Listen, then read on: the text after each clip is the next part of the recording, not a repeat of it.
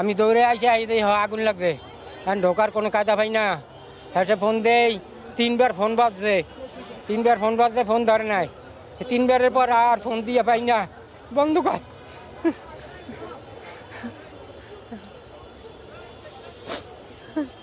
কাকু আমার সময় নাই, আমি মিটপুর যাবো, আমার দায়িত্ব হবে, আমার আইডি কার্ড নিয়ে যাবো, আমার দায়িত্ব হবে। বেলা 12টার দিকে হঠাৎ করে দেখি আমাদের এই সেক্টরের ভিতরে মানে সিলিন্ডার ভাস্ট হইতেছে। আমরা তখন আমার বাড়ি এখানে, আমি দৌড়ে আসছি। আসার পরে এই গ্যারেজটা আমরা পরিষ্কার করছি এবং ফায়ার সার্ভিসকে ফোন দিছি। ফায়ার সার্ভিস আসার পরেই কাজ শুরু করছি তখন আমাদের কোনোখানে পানি পাই না। আমার বাড়ির তন রিজার্ভ ট্যাঙ্কি তখন আমি তালা খোলা দেওয়ার পরে ওইখানে পানি দিয়ে প্রথম কাজটা শুরু করছি। ওইখানে কাজ করার পর অনেকক্ষণ পরে পানি গেছে পরে বিভিন্ন বাড়ির তন পানি জোগাড় করে আমরা পানি দিছি। পরে আমাদের আরও অন্য জায়গার পানি আসছে এখানে। আর আমরা অনেক কাজ করছি এখানে, মানে অনেক ক্ষয়ক্ষতির ব্যাপার আছে এখানে।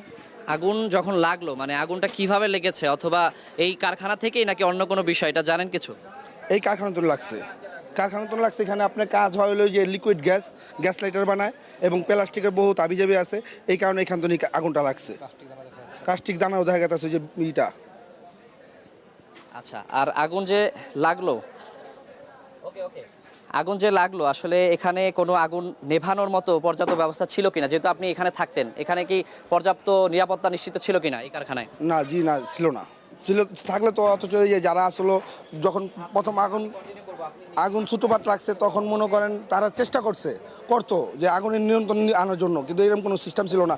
5 মিনিটের ভিতরে পুরো আগুন ছড়াই গেছে গেটের ভিতরে। আচ্ছা, আর এখানে যে আমরা দেখলাম যে একে একে 5টি মরদেহ এখান থেকে উদ্ধার করা হলো, তাদের সম্পর্কে আসলে আপনারা কোনো ধারণা পেয়েছেন কিনা? যদিও কোনো মরদেহই বোঝা সম্ভব হচ্ছে না, সেটা কে, পরিচয়, নাম জানা যাচ্ছে না, কিন্তু যেহেতু এখানে থাকতেন, এখানে কারা কাজ করতেন, আপনাদের পরিচিত ছিলেন কিনা, তো সেই জায়গা থেকে কারা কারা নিহত হয়ে থাকতে পারে, এই বিষয়ে কোনো ধারণা আছে কিনা আপনাদের কাছে? এখন পর্যন্ত মানে যাদের লাশ পাইছে এখানে আমাদের এলাকার লোক আসছে, আবার বাইরের কোনো লোক এসে কাজ করে, মানে এদের কাছে লিস্ট আছে, আমাদের ফায়ার সার্ভিস এরা দেখছে লিস্টটা, কিন্তু নাম এখন পর্যন্ত পাওয়া যায়নি। মানে আমরা আশা করি যে বিকাল 5টার ভিতরে আমরা নাম পেয়ে যাবো সবার। তালিকা থাকলেও তো তালিকার কারা নিহত হয়েছেন সেটা তো বোঝা যাচ্ছে না। বোঝা যাচ্ছে না। লাশের আবার একটা জিনিস শুনলাম যে একজন গর্ভবতী ছিল মহিলার পেটের তন বাচ্চাটা পর্যন্ত পড়ে গেছে নিচে, এই ছোট একটা বাচ্চাও এর ভিতরে বড় হয়েছে। এখন আমরা যে পরিস্থিতি দেখতে পাচ্ছি যে আসলে যেই জায়গাগুলো খোলা ভেতরে যাওয়া যায় সেখানে উদ্ধার অভিযান কাজ চলছে, কিন্তু যে ভারী টিন শেডগুলো পড়ে আছে মালামাল, এগুলো ছড়ানো না গেলে তো আসলে আর কেউ থাকলেও উদ্ধার করা সম্ভব না। সেই বিষয়ে আসলে কি বলবেন? এটার কাজ করতে হবে এবং ফায়ার সার্ভিস মানে অতিরিক্ত চেষ্টা করতেছে যে এটা কাজ কইরা আপনি একটা সরায় এটা দেখবো এটা জিনিসটা। আপনার কে ছিল এখানে, আপনি কাকে খুঁজছেন? আমার মেয়ে, একটাই মেয়ে। একটু বলেন যে কারখানায় কি সে কাজ করতো? হ্যাঁ, কারখানায় কাজ করতো। মেয়ের নাম হইলো মিম। এই জায়গায় দেশে হইলো পাখি, এই জায়গায় পাখি দেশে, আরো মিম নামে মেয়ে আছে দেখে পাখি নাম দেশে। হ্যাঁ, মেয়ে তো এরা তো দেখাইলো না। এখন মিটফোর্ট যাবো, মিটফোর্ট গেলে যদি দেখায়। শনাক্ত করতে পারছেন কিনা? দেখায় নাই তো, তার শনাক্ত করুন কেমন? আপনার মেয়েকে নিখোঁজ খুঁজে পাচ্ছেন না? না, খুঁজে পাচ্ছি না। এখানে চাকরি করতে আজকে আসছিল? হ্যাঁ। আচ্ছা, আপনি কখন খবর পেয়েছেন, এখানে এসে কি দেখলেন? আর খবর কি পাচ্ছেন না কোনোভাবেই?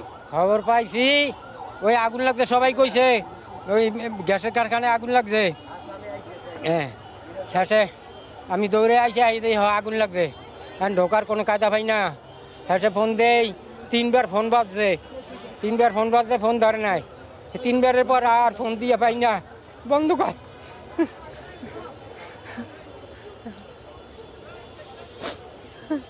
কাকু আমার সময় নাই, আমি মিটপুর যাবো, আমার দায়িত্ব হবে, আমার আইডি কার্ড নিয়ে যাবো, আমার দায়িত্ব হবে।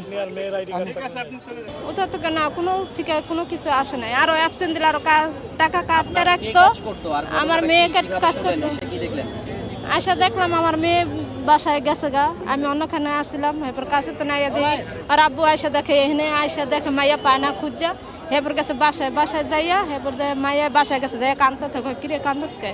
এরকম মা আমি জানলা বাইছে, আমি কোন রকম আইছি, কইয়া গেছে গা। আপনার মেয়ে যখন ওখানে ছিল আর কে ছিল, কতজন শ্রমিক ভেতরে ছিল?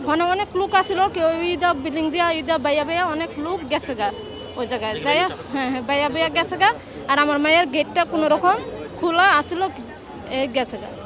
আপনারা যখন আসলে খবর পেয়েছেন খুব দুশ্চিন্তার মধ্যে ছিলেন, ওখান তো চাপতেই পারি নাই, ওখানে চাপতেই পারি নাই। যখন আমার মায়ে মনে করেন গেছে গা বাড়ি, তখন কেউ চাপতেই পারে নাই, ওইখানে এত আগুন আছিল, কোনো চাপতে পারে নাই।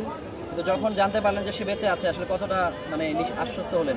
অসুস্থ হইলাম, অনেক ভালো হয়েছি আল্লাহর রসিলা। আমার মেয়ের বাসায় গেছে অনেক ভালো আছে আল্লাহর রসিলা। আল্লাহর কাছে অনেক শুকর, আলহামদুলিল্লাহ। এটা আল্লাহর কাছে অনেক কি করি।